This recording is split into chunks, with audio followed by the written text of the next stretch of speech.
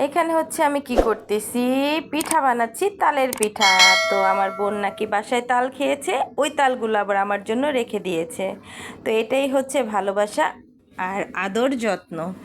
তো বোন নিয়ে আসছে, আমি আর কিছু করি নাই, তো ভাবলাম একটু পিঠা বানিয়ে নিই, তেলের পিঠা বানাই তাল দিয়ে। তো নিছি, নেওয়ার পরে সবাই দেখুন আমি কি করছি, বাকিটা ইতিহাস।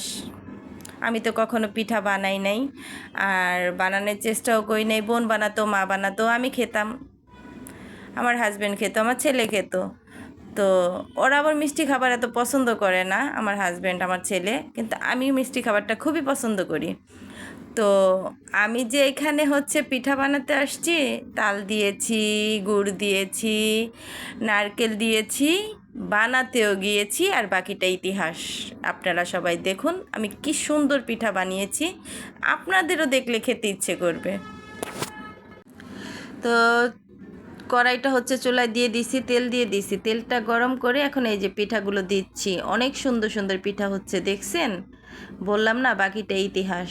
এরপরে কি করছি সেগুলো একটু দেখবেন। তো একবার দিয়ে দেখলাম যে হয় কি না, কারণ আমি কখনো পিঠা বানাই নাই, আমি আগেই বললাম আমি পিঠার সম্বন্ধে কিছু জানি না।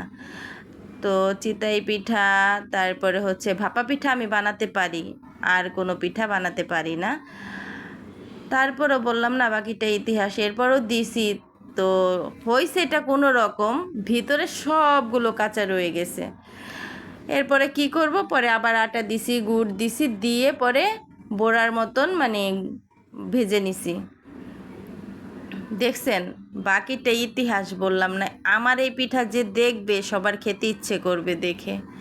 এত সুন্দর সুন্দর পিঠা আমি বানাতে পারি। তো যারা যারা খেতে চান আমার বাসায় চলে আসবেন, আমি এরকমভাবেই আপনাদের পিঠা বানিয়ে খাওয়াবো। তো আর জানি সবার দেখেই মনে চাচ্ছে যে এরকমভাবে একটু পিঠাগুলো বানিয়ে খাই। আমার মতন এমন পিঠা বানাইয়া পৃথিবীতে ইতিহাস করেন না কেউ।